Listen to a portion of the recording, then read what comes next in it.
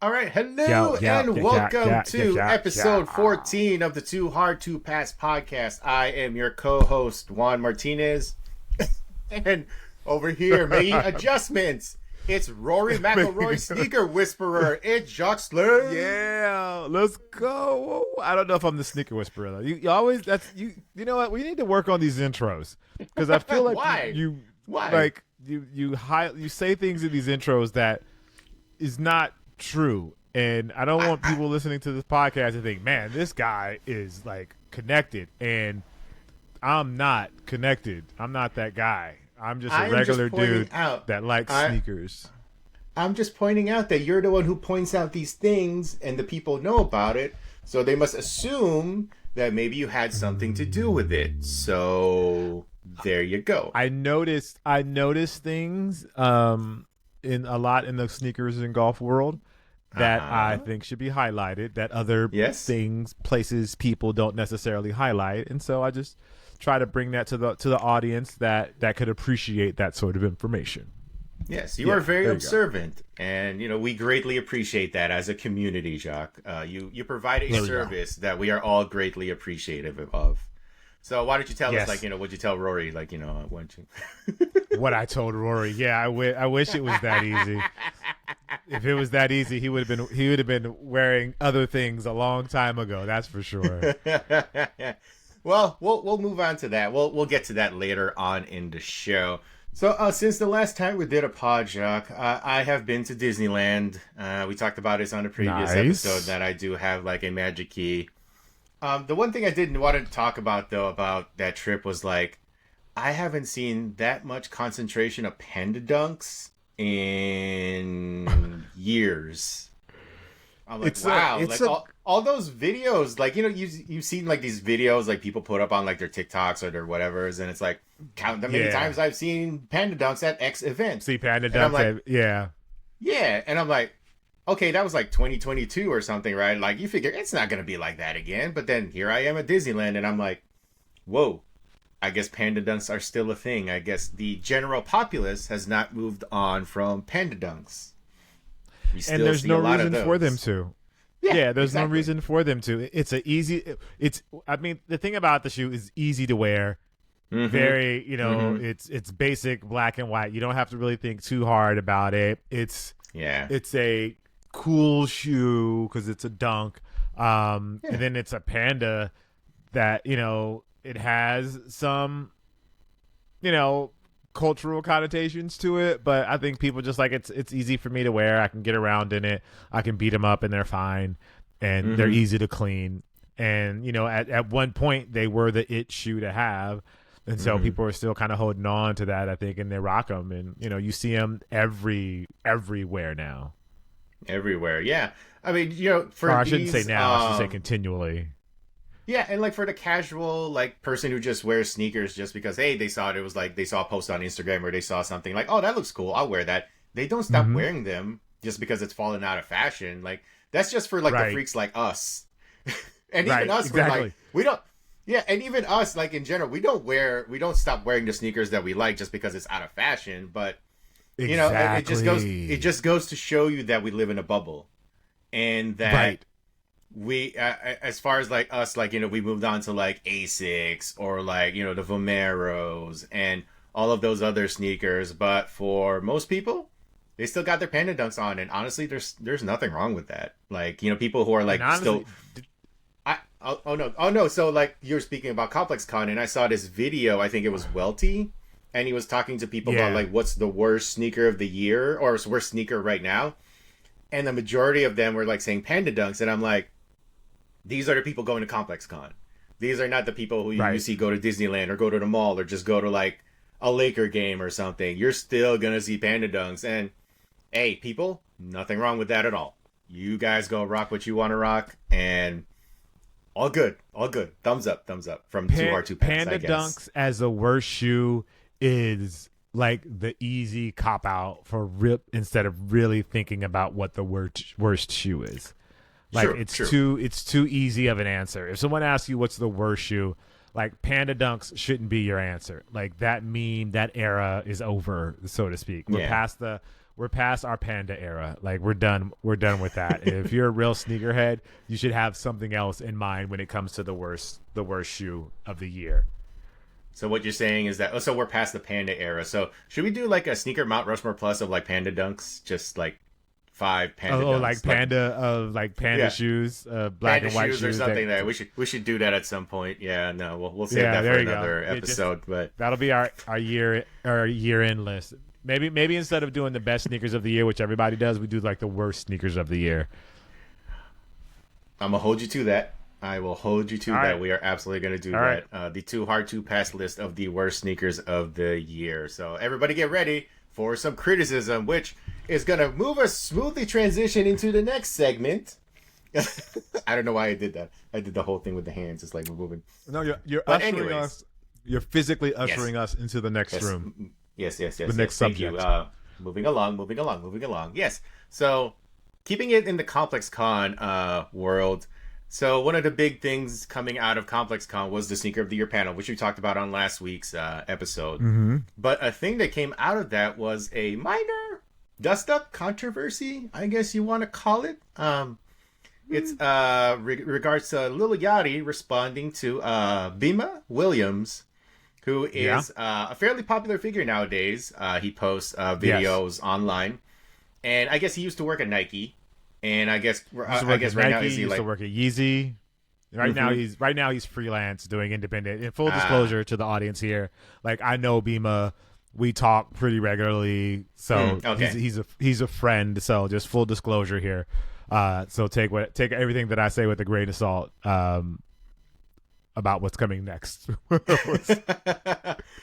yes, Bimma. So he posted a video in regards to Lil Yachty's Concrete Boys Air Force One collaboration, which, and to be honest, he did not have a lot of positive things to say about the collaboration, basically. For those who don't know, the Air Force One collaboration, the Concrete Boys, is a white sneaker with, bits of navy blue, and I guess Lil Yachty's boat logo is on the side, and then it says Concrete Boys on the heel. And Bimma's point was like, it's uninspired, kind of lazy, not necessarily really taking any creative chances. And Lil Yachty did not take well to that, I would say. During the Sneaker of the Year panel, he had a lot of things to say to Bimma, who was in attendance. And I guess it kind of blew up on the internet because people were mostly taking it for Bimma. Like, a lot of people were like, hey, like, it's okay to be criticized. Like, not everybody's supposed to like everything. It's okay to have critiques. But I guess also part of the critique, Bimma also pointed out, like, I guess he was kind of also pointing out, like, Lil Yachty's hip-hop bona fides. Like, I guess he pointed out that Yachty had not listened to a particular Jay-Z album, or that he made, like, a little crack about, like, thinking Wu-Tang's is, like, hot sauce or something. He kind of made a little joke like that. And maybe that was what actually set Lil Yachty off, more than maybe the criticism of the sneaker. But at the end of the day, though, like I guess most people actually had more things to say about Yachty being a little bit sensitive or not really taking well to the criticism. And, it was a couple of days of like people really kind of getting on Yachty. And I guess there was also an apology on Instagram Live where the two talked it out. But it also kind of did not seem the most sincere, or it felt forced, or, there was like those critiques. I haven't actually watched the full video. I've kind of just read like the article on Complex. So, and to be quite honest though, Jacques, is like I look at that sneaker and I think to myself, it's whatever. It's not really like inspiring me. It's not really like, but I'm also not mad at it. It's more like, hey, cool. Like Lil Yachty got a collab. Good for him. If that's what he wants to do, that's what he wants to do. It's just, it's not for me. I will say though, when I first saw that sneaker, I was like, oh my God, they're retroing an Air Force One that I liked back in the days. It reminded me of like this Air Force One denim that had like a it was basically a white Air Force One and it had like a denim swoosh, and like the bottom was also like a navy blue, and I was like, oh, it kind of reminds me of that. So I was like, I thought he was actually retroing it for a second there, and I was like, oh cool, I'll actually go get it. But since that wasn't the case, I was like, oh okay, that's fine. So I just thought it'd be like an interesting to talk about was like the criticism of it, and like how it is like we've gotten to this point where like we cannot accept criticism, I guess. Is like, how did we get to this point? And it's like, Yeah, I don't know, like, do you feel like Yachty had a point in being as upset as he is? And because I'm on Bimma's side, because like, hey, we're critics here too. Like, we don't necessarily go as hard as that but I feel like he's within his right to express his feelings, just like Yachty has his right to express how he felt. I just felt like Yachty was like, hey man, just it took a little too far there though, a little bit. I think everyone in this world of social media is hyper aware of their surroundings and how they're going to look. Right. And I think the way Bimma addressed it made Yachty and everyone else that the kind of feel a certain kind of way. Yeah. And I think the automatic response to that is to be defensive and kind of defend yourself. And I'm not, and like, I get what Yachty was saying. Everything doesn't have to be crazy colors and all of that stuff in response to Bimma. But I think I think what Bimma was ultimately trying to get at was there could be more. Even being simple, you could do more. Right. And I think Yachty felt like he did enough, which is fair in his opinion, based on other collabs and things that we've seen and stuff that's blowing up.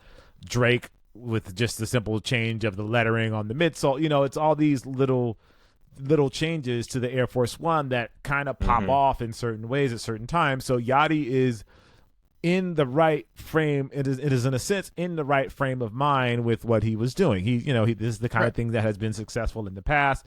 And I'm sure it had to do with some folks at Nike, they recommending this as the change, and all you have to do is this to an Air Force One. So I'm sure it's not just Yachty. There's probably a design team or a PLM somewhere at Nike that had some sort of input on this design.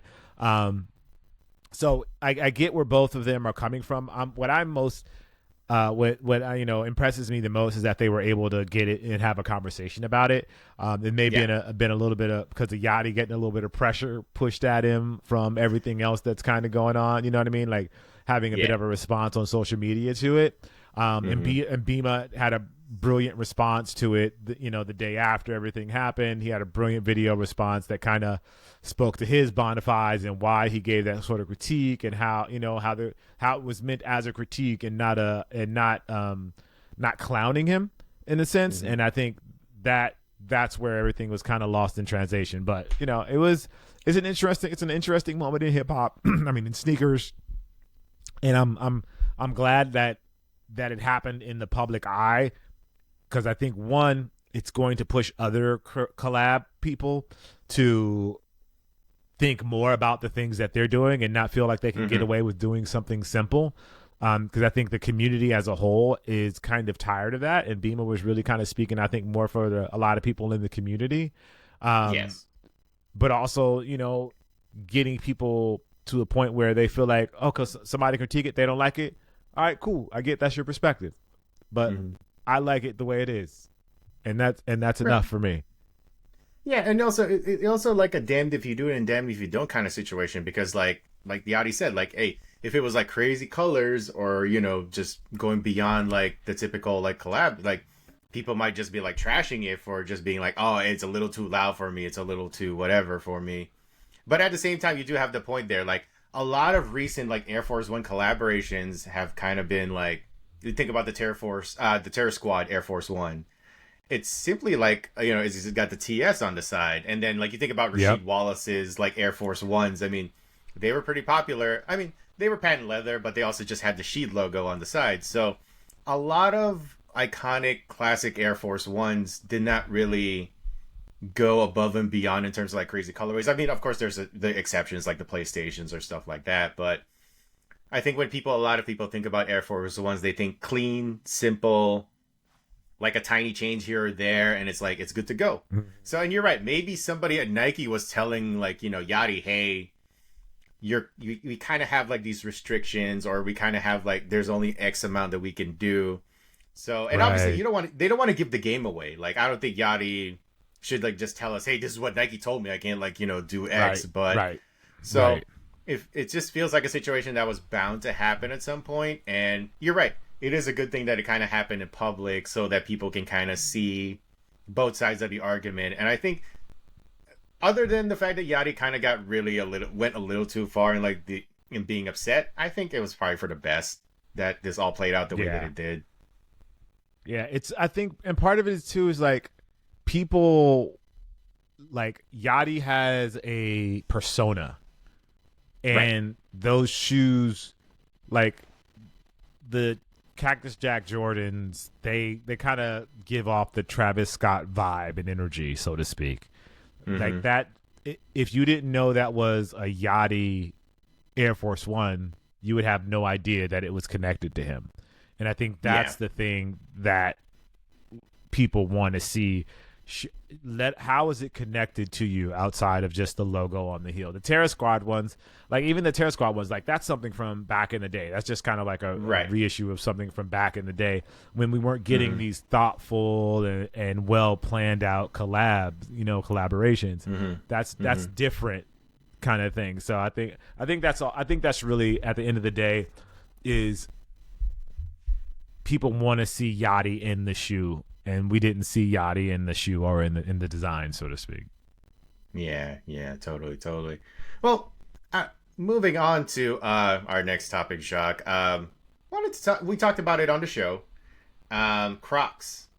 They just signed Steven Smith, who recently Steven Smith, the legend, of course, legend. Shout out to Steven Smith. He was recently working with Kanye for like, I guess, a while there, for like several years, working on a lot of successful projects. But before that, he had a lot of hits with New Balance, Nike, Adidas, you name it. He worked there. But now he is at Crocs. And I gotta say that's kind of a big deal, man. Like, because of the way Crocs has kind of elevated themselves in the culture. And, you know, they're far from the joke that they were like a decade ago. I guess if you had told me a decade ago we would be taking Crocs, whatever, the word seriously, I'd be like, you're kidding, right? You've got to be kidding. You're joking. It's like, no, they're the ones who make like these funny looking shoes, and they have these like these gibbets that, you know, my nephews or my nieces or my whoever's, like my younger relatives, like wear all the time, right? But no, I wear Crocs. I've been to the studio. You've been rocking Crocs. It's just Crocs are just Crocs a way of. Now. Ah, there you go. I have Crocs outside this room. So as soon as I step out of this room to go have dinner, I am going to go rock my Crocs. But yeah, I mean, Crocs are serious. We are just in the Crocs era now, man. And bringing in Steven Smith to be head of creative innovation, where he'll be designing product for not just Crocs, but their Hey Dude line, which I did not know was a thing until I read the press release. I was like, oh, what's Hey Dude? But anyways, so Crocs is just winning right now. I mean, they've got Steven Smith and they've got Saleh Bembury, who I guess is called the creative director of the Pollux Pod, and is also helping like design silhouettes like the Juniper sneaker. And I gotta say, man, like, just shout out to Crocs, man. Like, they have it's just been a huge turnaround from like their perception from like in the past, right? Like, there was a time where I would say, oh, you will never catch me rocking Crocs. Yeah. They've done a great job over the last few years, really marketing to a larger community, and starting and like touching into some niche communities. They've done some great collabs. Like, their collabs are some of the best in the business. They've really been nailing those, and it's like they're having like the right partners. It's not just random collabs. They feel like the right partner for them. Either like the brand or the style, like it just really feels like it really fits them. And then their foray into the sneaker world is, I think it's brilliant. It's a great time to step into that space. There's so much opportunity there, and whoever is working that brand, their vision for the brand, I think is pretty grand and to grow a lot bigger. And I think they're in a great position to do it, especially, and then getting someone like Steven on board. He can really push what they're doing, looking outside of mold, looking at materials from comfort to style to trends. He's able to really capture all of that information. So it'll be really exciting to see where it all goes. I mean, you could like say like Steven Smith and Kanye, they kind of took the idea of like the Crocs and turned it into the foam runners. And now he's going back to Crocs, and it's like, so imagine what he can do now, right? So I wonder what the next step is, though, for like Crocs. Do you see them like actually bringing in like, I mean, I'm sure they've had like endorsements and like, you know, they brought in like people to like, you know, endorse the brand and everything. But could you see a future where like they have like their, like, you know, the Juniper? Could you see them like bringing in like a big name or like an athlete or a celebrity? Or do you feel like they don't need that kind of stuff? Like maybe they're, like the stuff that they're doing right now is working, but do you feel like maybe this is like the next step is like bringing in like a big name or like somebody to like kind of hype up the product, like kind of like what On did with Zendaya, you know, that kind of thing. Yeah, I think they're in a unique place, and they need to find the right person. I think it's not like, I don't know if it's necessarily an athlete. It's probably someone that's in like the family space, but still that's cool that can kind of bridge the gap between like family and like youth kind of thing. Someone that's in the middle of those two worlds, I think would be a great partner for them. So not like Zendaya is obviously great, is a good move for On Running, but maybe somebody like, I don't know, like Tabitha Brown, who does like the home good stuff, but she's still kind of like cool in the community kind of stuff. I think there's a lot of different options for them to kind of grow the brand, but I don't know if the answer is an athlete, because they're more like recovery as opposed to performance. So they've got to find somebody that like in that recovery space, I think, or that comfort space. Right. You said like family and like, you know, people who might be like in that kind of space. And I thought to myself, wait a minute, I'm wearing like this Kirkland signature sweater. And I was like, why did I think about that Costco guy who's like blowing up on TikTok right now? And I'm like, I don't know about that, but like, somebody in that space who's like a non-traditional kind of celebrity who kind of got like their fame through like TikTok or like Instagram or like through social media basically, or has like a popular podcast, but not necessarily like through the traditional means. I guess it's probably like the route that Crocs would probably take. I think would probably be like the best. I think non-traditional, somebody that has a little bit like design and an eye for design kind of chops as well, I think would be great. Somebody that's artistic or crafty. I think that all kind of all of those things together, I think work for them. Yeah, absolutely.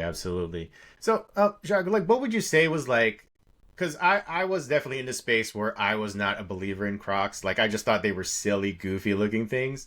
What would you say kind of made you turn? What was the turning point for you? Were you ever in that space where you were like, I'm not wearing those. I'm not going to be someone who's like, what was the thing that kind of turned it for you? I'm always curious because I know a lot of people.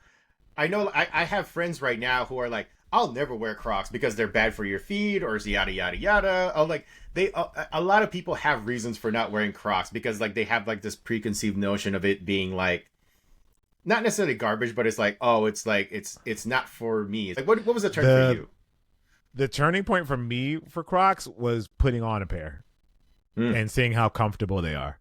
That's literally what got me. I was working on a show. And for the rap party, it was the gift that the crew got me, and I was like, all right, I got to put them on, you know, in front of the crew, like just to show I was grateful, and I was like, oh wow, these are comfortable, these are nice, this is nice, and I've been rocking pairs ever since. I have 3 pair of Crocs now. They got me. Just literally one time putting them on, I was like, oh, now I get it. Get it. Yeah. Yeah, for me, it was like the default Crocs, the one that everybody wears. Like, I still can't, like, it just, something about those just doesn't appeal to me, like the design and everything. And I think I mentioned it was like the Echo. It was like a little bit more of a mature design, a little bit like, you know, maybe caters to like someone like a little bit of an older set. And then when I put those on, I was like, oh, I'm the same way. I get it now. I guess I'm on this train now. I guess I'm gonna grab on board and be like, oh, we are on the Crocs train now, baby. What's those what are those Pollock spots? I am totally getting a pair of those. And recently I just bought, man. Yeah. And recently I just bought a pair for just like walking the dogs. It's just like these are my Crocs for just going outside to walk the dogs. And then I have my Crocs for the home. And then I have those Pollock spot, for like if I have to like go run an errand or something. I'm like, oh, so this is what getting old feels like. But at the same time, I don't care. I am all about it because it's team comfy all the time, baby. And I am, yeah. So full disclosure, this is not like an advertisement for Crocs because it just feels like it's just all super positive for Crocs or everything. But I'm just pointing out I'm just pointing out the turn that I've had through the years. I'm just pointing out the turn that you've had through the years. It's like, because, it just had that negative connotation, like in sneaker culture. Yep. Like I'm pretty sure I've written on Kicks on Fire, like a joke about Crocs back in the days. I'm pretty sure I did that. And I just want to say, no, I was wrong. That was my bad. That was a hard 100% wrong. I apologize if I said anything mean about Crocs. I'm sure I've threw some shade. I've been a petty Pendergrass at some point, but I think they're comfortable. I try not to wear them out of the house, but if it's like, I don't care, if I'm in an I don't care moment, I'll definitely wear them. And it's not even like just old people wear them. Like older people, young people wear them too. I know, like my nephews that play basketball at AAU, like they take off their basketball shoes and go right into Crocs. Like not even slides. They go into Crocs. Like Crocs have basically replaced slides for a lot of the sports public, I would say. Absolutely. I have a friend who refuses to let his kids wear Crocs, and I'm like, why?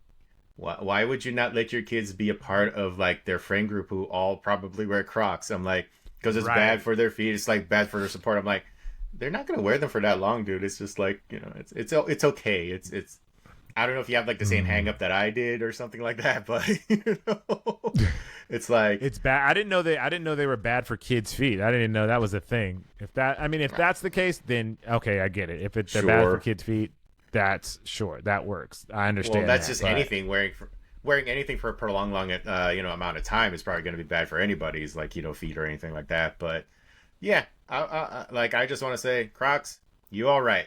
You guys are all right, and you guys are making big moves, and just keep that going. I'm just very excited to see what what comes after like the Juniper and what Steven Smith has in store. Because people love their foam runners, but now that they have the guy who designed a foam runner on board, like you can only imagine what the future is going to bring for that. Yeah, I didn't. This is Anyway, I'm good. I'm good for Crocs. Did you just look up like are Crocs bad for kids' feet? Yeah, I'm looking it up now, and I guess so. No. Oh, Google AI kind of depends. You. Oh, okay. Yeah, a little AI situation here. All right. Yeah. Okay. Don't get your kids Crocs, but just be wary of how often they wear them.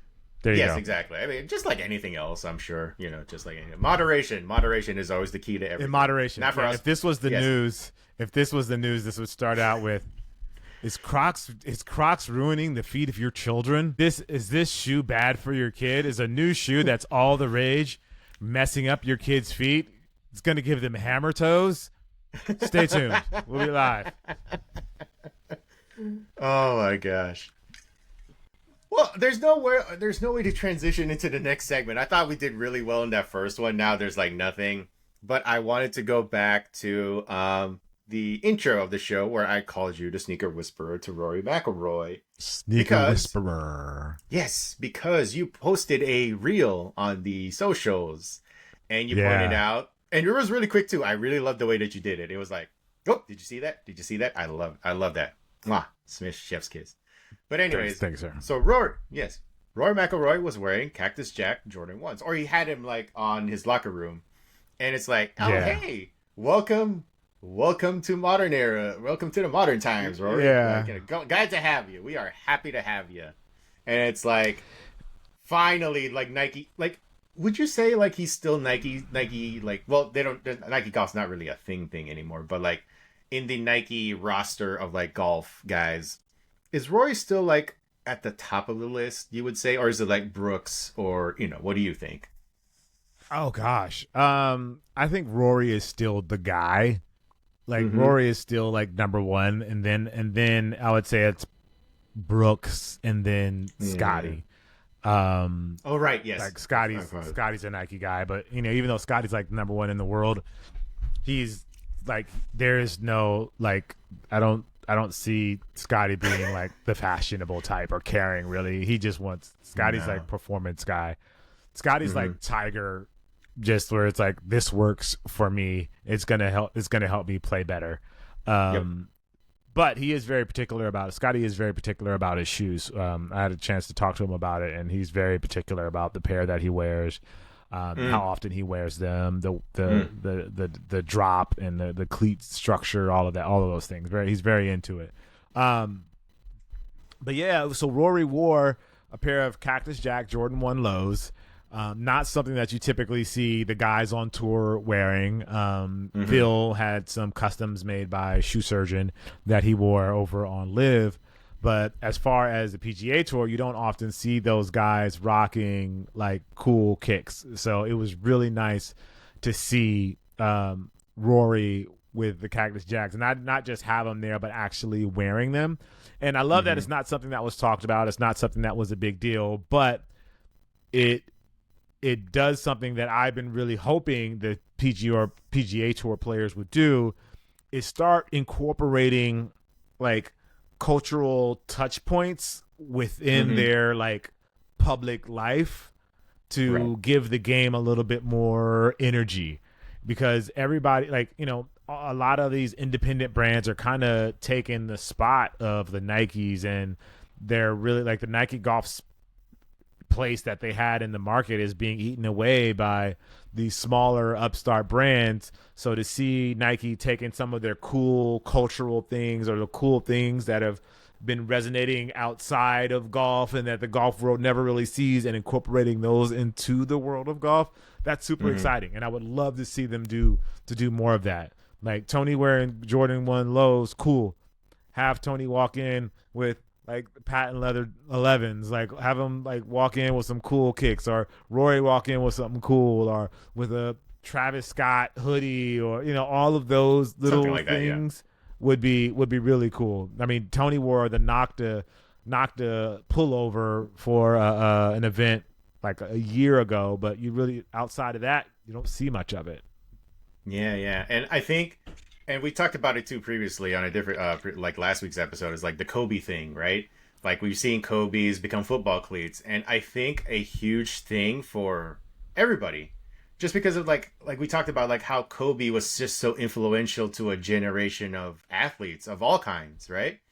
And I'm sure that extends to golf. Like I remember, was it like the Mamba Day stuff? Like when he was retiring, I think there was like a particular tournament where a lot of like golfers, I think even Rory was wearing like, was it like black and gold attire and like golf shoes, I guess, to honor Kobe or something like that. Yeah, I just think it'd be cool, like one day, Rory rolls up and like, on the first tee he's wearing like, Kobe 6 golf shoes. Like I think that could be like huge. Yeah, I mean, like you talk about like the touchstones and everything, right? And yeah, Jordan's gonna be like the thing that everybody like automatically points to. But when you're talking about like trying to regain some of that, like, traction back from like the smaller brands, or trying to regain like some of that thing that's like kind of been lost in Nike, I think getting ahead of everything and putting out those Kobe's on the golf course, I think would be kind of huge. Like I think the Kobe 4, the Kobe 5, and the Kobe 6, I think would all look great on the golf course. Yeah, the 4, 4, 5, and 6. Yeah. Yeah. Those three. I'm trying to think what else. If was there anything else that would look. Someone could be funny and try to wear the Kobe 9s on the golf course. That'd be kind of funny. Yeah, but yeah, I think the 4, 5, and I think the 4, 5, and 6 are the main ones. Yeah, obviously, particularly the 6. The 6 has the most traction in that way. The 5 would be good because it's so low to the ground, and it's so. Well, I guess the 4 is really low too. Yeah, I would go with those. I would rock with those. I would rock any of those. Oh, especially like the like the Joker colorway. That would be kind of sick. That would be sick on course. That I mean, just the Grinch, like the Grinch, and the way that just the Grinch has become this sneaker that everybody wears. And I was like, when I was doing bits for like some of the images for the show, I noticed like I think it was Kentucky. It wasn't Kentucky, but I think it was one of the colleges, like the designated Kobe schools. Like they were all wearing Grinch 6s, and I'm like, man, it's just amazing that the Grinch has just become like this all encompassing, like it's the definitive Kobe shoe. And I know that the Kobe 6 Grinch has really become like it's everybody's favorite, but like just the way that it's exploded over the past couple years and everything, it's become like Kobe's bread ones in a way. Yes. So and I think it's awesome, and I think like, you know, if we could get that on the golf course, I think that would be cool. But like, what else? What are other things that you think you know, the Nike could do to kind of regain that foothold besides like you know, the sneakers and everything? Like, you know, you mentioned that Tony Finau was wearing the Noctas, but like, is there anything else that they can do to kind of regain the foothold that they had like when Tiger was at its peak, or like even like the mid 2010s when they were doing like all of the kind of sportswear integration and all that stuff? Like, what else do you think they could do at this point? I just think they have to do more than performance golf stuff. Everybody, like, performance golf stuff is great and they need that, but they have an entire roster of people that they can connect with. Like the Nike Golf Club was amazing back in the day. Whatever, what was that, 10 years ago, 7 years ago, something like that? Yeah. Like that, doing that kind of stuff would be fantastic. And everybody's doing, like, they were doing that 7 years ago. People are just starting to do that now the last couple of years. They were doing that 10, 12 years ago. Like, it's time, bring back that energy. Bring back the same way they look back for every other thing. Look back for golf and bring some of that energy back in modern cuts and modern styles. And I really wish they have such a cultural cachet with just being Nike. You know, it's all it takes is a little bit of effort for them to really flip it. Do some collabs. Do some collabs with Malvin. Do some collabs with Buena Gente. Do some collabs with Eastside. I guess, well, technically they've kind of already done collabs with Eastside. But do some collabs with like Trap Golf. Just continue to grow in this space. Do some collabs with students. Do some collabs with Manor. Like, there's opportunities there for them to really, like, take a really great foothold in this space. But they're just really, I don't know. I haven't talked to anybody over there in a long time, so I'm just not sure what's happening. Do you think they should do a collab with Sunday Red?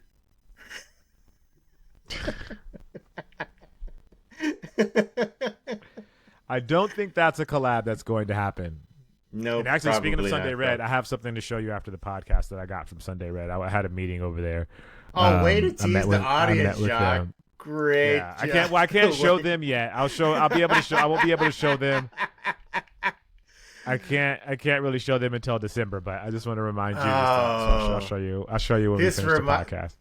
This reminds me of the old days when I used to do a video game podcast, and we would talk about games that, and we'd be like, "Oh wait, we can't talk about that because we're under embargo," and we would get comments about, "What the heck, man? Like, why would you even talk about it if you're? Why did you just edit it out of the podcast or something like that?" I'm like, okay, no, we're not. All right, we're not maybe we should edit that. Part no. Maybe we edit that part out of the video. No. We're not cutting this. We're not cutting this. It's funny. I just thought it was a funny bit. I was like, oh man, it gave me flashbacks to those old days where I was like, did I break embargo? Oops. Gotta be careful with those things. Oh, absolutely. Believe you me, I have had my share of scares. I've never broken one, but I've had my situations where I'm like, wait, should I have said that? No. I think it's okay. Yeah. I think we're okay. Okay. But yeah. No, a Sunday Red collab is never happening though. No, that's not going to be a thing. Yeah, but yeah, it is amazing though. Like, they had Tiger Woods for all of these years, and just because of, like, you know, it's hard to really blame Tiger because that's never been his style. That's never been like his approach to, like, you know, the way that he, presents himself on the golf course or anything like that. It's just like, but they just had the number one name for so long, and they just never were able to capitalize on it beyond just, the regular golf audience. They were never able to capture like a broader casual like audience with like, maybe Tiger wore Jordans one day, or like wore Kobe's, or like, something like that. Like, I think if Tiger was more like aware of that stuff, or was like more open to rocking those kinds of things, or like, like how cool would it have been like, back in like the 2000s when like, remember like the Roswell ray guns, like, Vince Carter was like doing like the Dr. Funk and all that stuff. Like if Tiger had just one day rolled up to like the tournament, like, not wearing it on the golf course, but what if he was wearing like the ray gun dunks, or like wearing a ray guns jersey, or, if he was just more like that. And I know I'm projecting at this point, like it's just more of like, oh man, it was just a bummer that Tiger was never like that. But it could have been so much more. I feel like it could have been so much more with like how Tiger could have like impacted Nike Golf, and just like how it could have brought in like an even wider audience than he did. Like it's just kind of like my kind of thoughts on that. So yeah, Sunday Red. You want to see? It's almost like you want to see those guys in like, just like in better cultural moments, rocking cool Nike things that. Show them somewhat off the course. We only see them on course for the most part. So when we do see them in public, it would be nice to see them just styled in a way where it, it sparks the attention of people that know, that sneakerheads or fashion guys or any of that kind of stuff. But instead, we rarely see them off the course. And when we do see them on course, it's the same outfit for the most part. Yeah, totally. Well, maybe Rory's the start. Maybe Rory's the spark that kind of changes apparently everything. And some people in the comments said this is the second time that he's worn them. I didn't catch it the first time. I guess he wore them once sometime earlier this year, so this is only the second time. So hopefully the message gets to him via my reel that this is a cool thing and that he should do it more often. Because I've seen him off the course and stuff, but it's typically like an Air Max sneaker, which seems like a waffle sneaker, I think, which seems very on brand for Rory kind of thing. You know what I mean? It seems very on brand for him. Like it doesn't. That's like if someone was like, "Oh, Rory wore a pair of Air Max 90s," you would go, "Okay, that sounds about right." Yeah, that sounds about right. Yeah. Or he wore a pair of waffles. Like, oh, okay, yeah, that's right.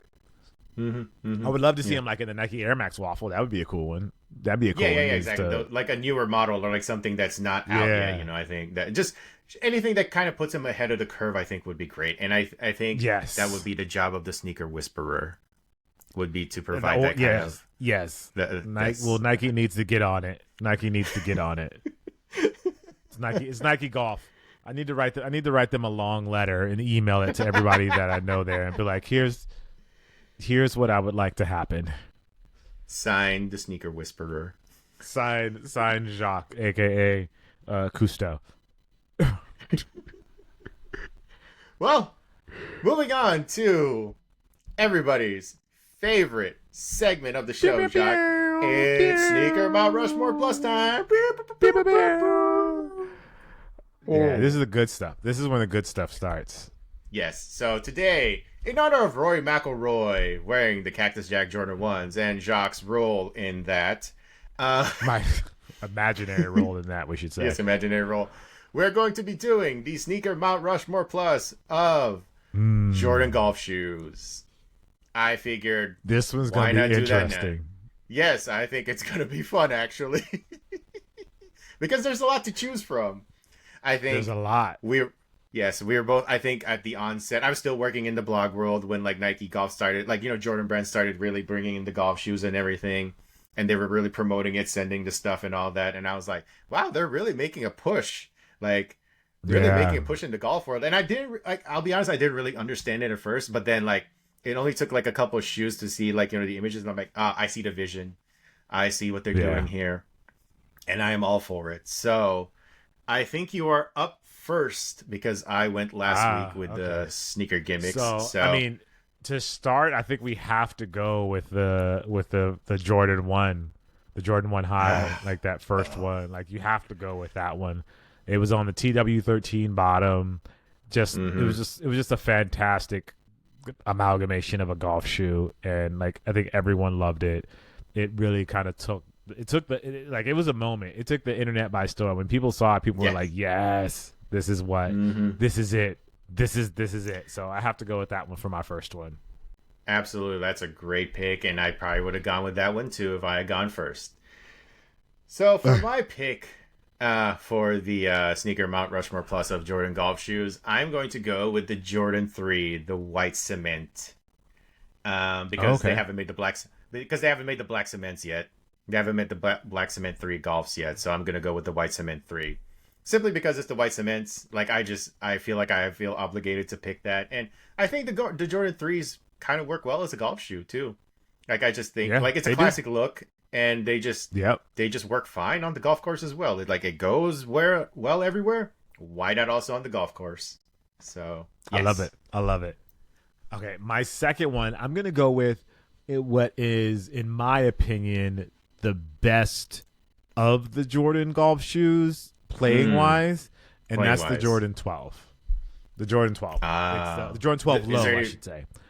Any particular colorway or anything like that? I think I'm gonna go with the black and white pair, because I believe that's the only the playoff colorway, because I believe that's the only. I think they both. I think they both.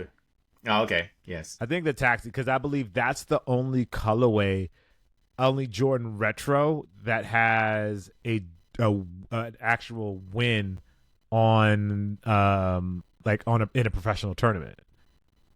I think that's the only pair. Was it Harold Varner who won in those? Harold Varner, I think that's the only pair that has a win in a professional tournament, an actual Jordan. I think that's the only retro pair that I think that's the first. That's definitely the one that comes to mind. That's the first one. Maybe that's the first one. That's the first one, because I think Tony has won in. Tony has won in the one lows, so I guess okay. Yeah. Okay. Cool. So I'm gonna go with the 12. Pick. That's the best. That's the best performance wise. I think that's the best one. It feels the best. It has those zoom pods in it, and they feel absolutely fantastic on the course. The cleated version, it's great. It's great. I have a blue and white pair and the black and white pair, so I love them.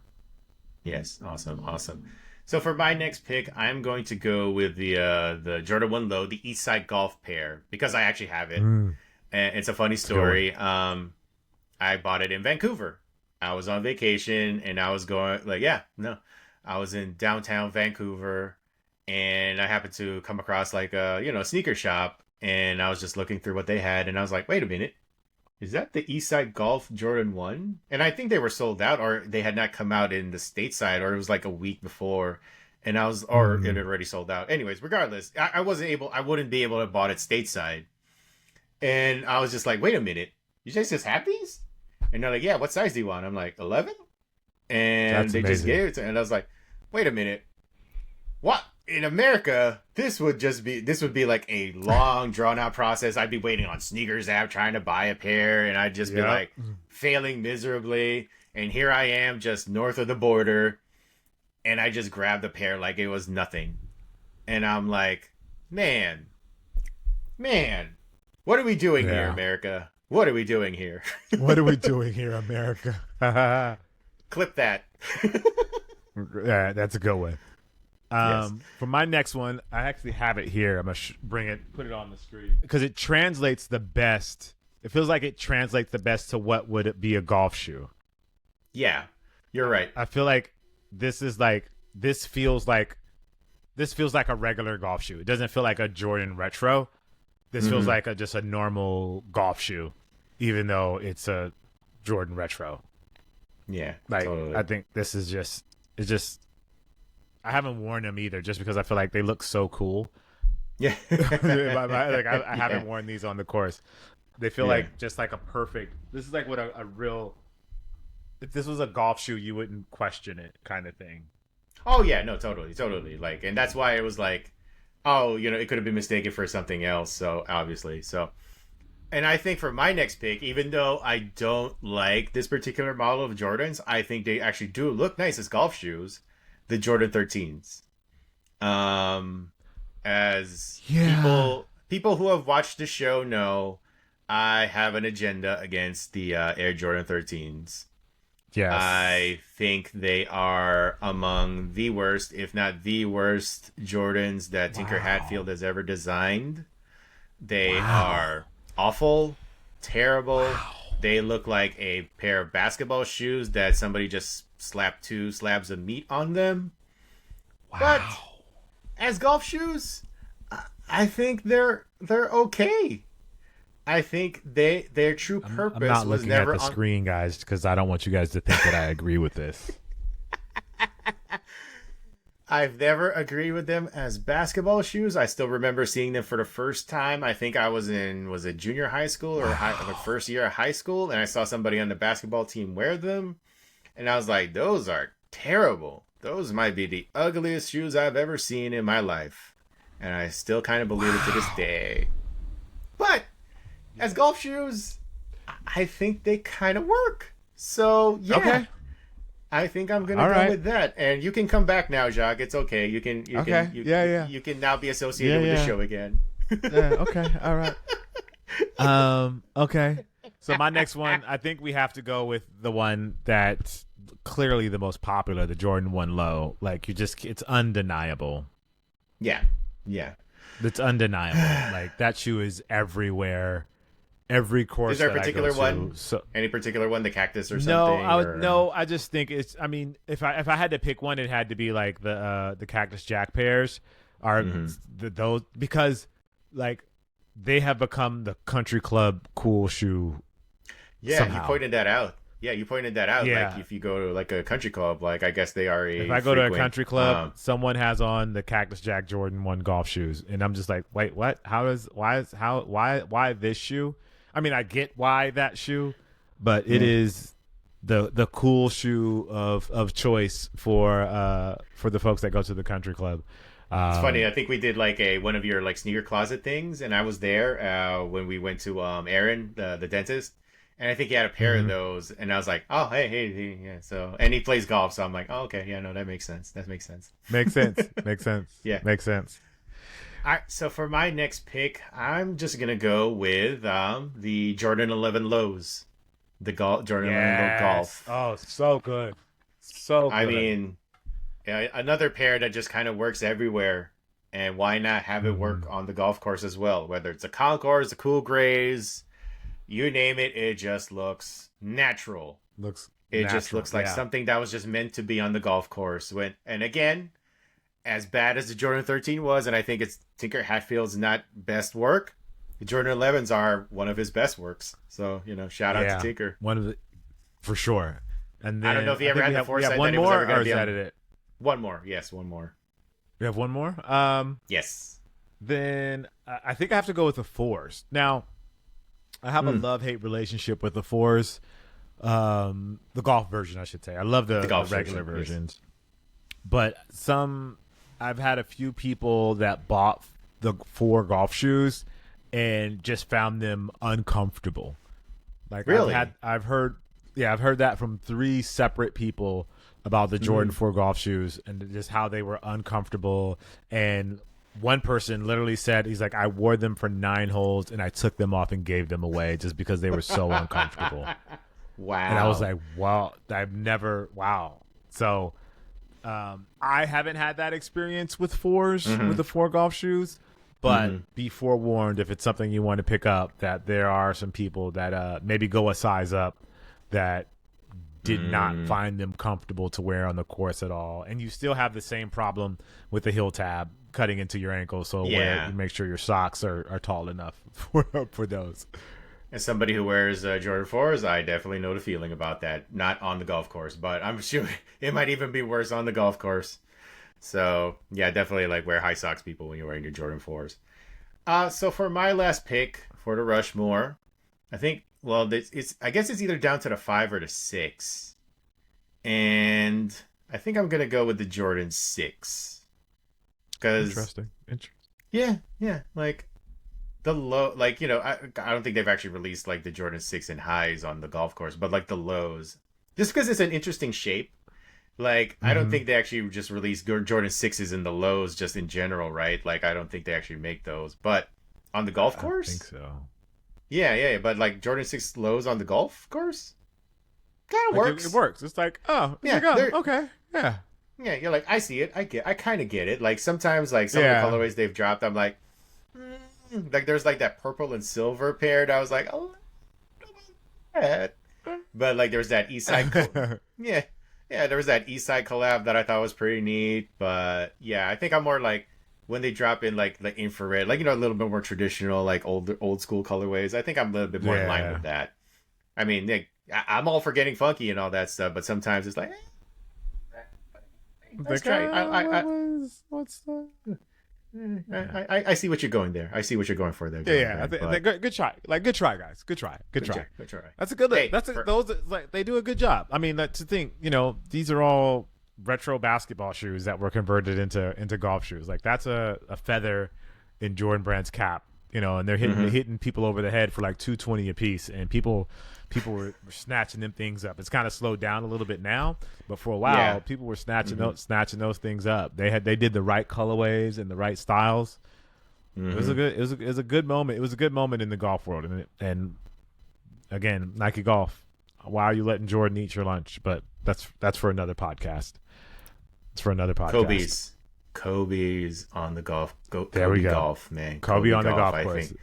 I think that was slowly, sparingly, not a lot, just a couple of colorways. Keep it slow limited. Slow roll out. Very slow roll out. Maybe one, maybe two a year. Maybe one or two pairs a year. To start, just to get the feel and kind of get to see how people react to it. I think it'll be positive. I think it'll be super positive because, like we've talked about, like how Kobe has been just inspiring to like a whole different generation. Like, there's a lot of golfers who are big Kobe fans too. So I think that will do well for Nike in the long run. So, but slow roll, like, 2025, if you want to, like, drop the Grinch 6s in on the golf, that'd be great. And also send us a pair, not just Jacques, me too. Yes. We need, if those come out, we need those. Actually, I want to see Sabrina's in a golf shoe too. Let's get Sabrina out there. Yeah. Since, I don't know. Does Sabrina play golf? Well, I mean, because we know Caitlin plays golf. But yeah, I think that. But yeah, no, the look would kind of work too. Yeah. Actually, you know what? Just do it all. Sabrina, Ja, the LeBrons. Just do it all night. Just do one-offs every year. Just do a one-off of each pair. Just do a one-off. Do a one-off random. Yeah. I mean, the LeBron 20, is it the 21? Those would work as a golf shoe. Yeah. Nice low to the ground. So. Yes. Totally. Anyway, anyways, we're good now. That was the episode 14 of the Too Hard to Pass podcast. Thank you again for listening. Don't forget to like, comment, subscribe, and all that good stuff. Leave us the 5-star ratings. And you know what? Next week, we've got enough emails, Jacques. We are going to do a mailbag episode. Let's do it. And if you guys want to still send in some more questions, maybe we can get them in at the last second or whatever. Send your emails to toohardtopasspodcast@gmail.com. That's the number 2. Thank you for reminding me last time.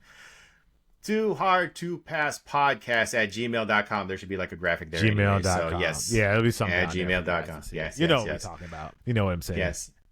Send your questions if you have anything. If you have suggestions or whatever, we definitely will read them or ignore them if it's like just being mean and stuff. If you're like Lil Yachty to us. Don't be mean. Be nice. Be nice. You can be critical, but be nice. Be critical, yes. If there's one thing we can accept criticism. We are not going to be one of those like, hey, just get mad for the sake of being mad. Nah. If it's fair, it's valid, we will totally take it and then put it in the trash. Anyways. I am Juan Martinez at Easyville.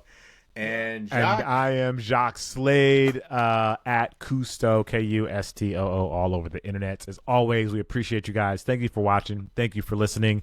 And we'll see you next time. Peace. All right. Peace.